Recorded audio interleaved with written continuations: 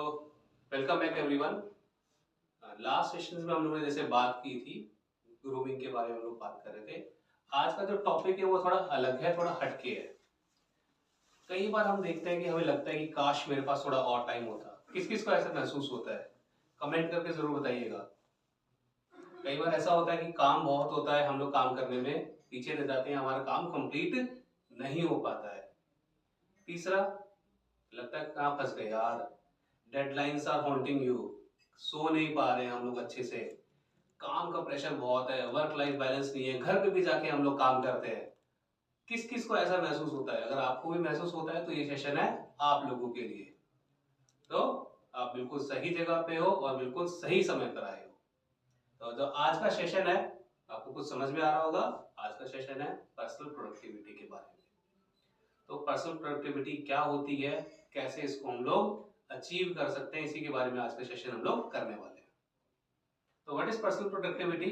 तो जब हम बात पर्सनल प्रोडक्टिविटी की करते हैं तो उसमें दो तीन चीजों का हमें ध्यान रखना होता है। सबसे इंपॉर्टेंट इज मेरा गोल क्या है और उसको करने के लिए मेरे को कौन कौन से एक्शंस लेने होंगे, is equals to personal productivity. मान लीजिए मेरे को माउंट एवरेस्ट को चढ़ना है, तो माउंट एवरेस्ट के लिए मेरे को चढ़ने के लिए क्या क्या काम करने पड़ेंगे, कौन कौन से एक्शंस लेने पड़ेंगे, तभी मैं उसको एवरेस्ट को पहुंच पाऊंगा। तो what is personal productivity? The ability to achieve useful work. भाई जो भी मेरे को काम मिले हैं उन सबको अचीव करने के लिए जो भी मेरे को टास्क करने पड़ते हैं उसको हम लोग कहते हैं पर्सनल प्रोडक्टिविटी। इसमें कौन कौन से टास्क होंगे, किस किस तरीके से काम किया जाएगा, जैसे आप कह सकते हो उसमें टाइम मैनेजमेंट, आपका फोकस कितना है किसी काम को करने के लिए और उस काम को करने के लिए आपको कितनी एनर्जी चाहिए। तो इन सब चीजों को ध्यान में रखते हुए हम लोग इस सेशन को अचीव कर सकते हैं, इस काम को हम अचीव कर सकते हैं। कंपोनेंट क्या है? तो सबसे important component is output versus input. भाई मेरे को डिजायर्ड रिजल्ट क्या चाहिए? मान लीजिए हम लोग एक क्रिकेट मैच खेल रहे हैं, क्रिकेट मैच में आउटपुट क्या होना चाहिए? जीत। लेकिन उसको जीतने के लिए हमें क्या क्या काम करना अच्छा करना पड़ेगा? हमें बैटिंग अच्छी करनी पड़ेगी, हमें बॉलिंग अच्छी करनी पड़ेगी और साथ ही साथ हम लोगों को हमारी टीम को फील्डिंग भी अच्छी करनी पड़ेगी।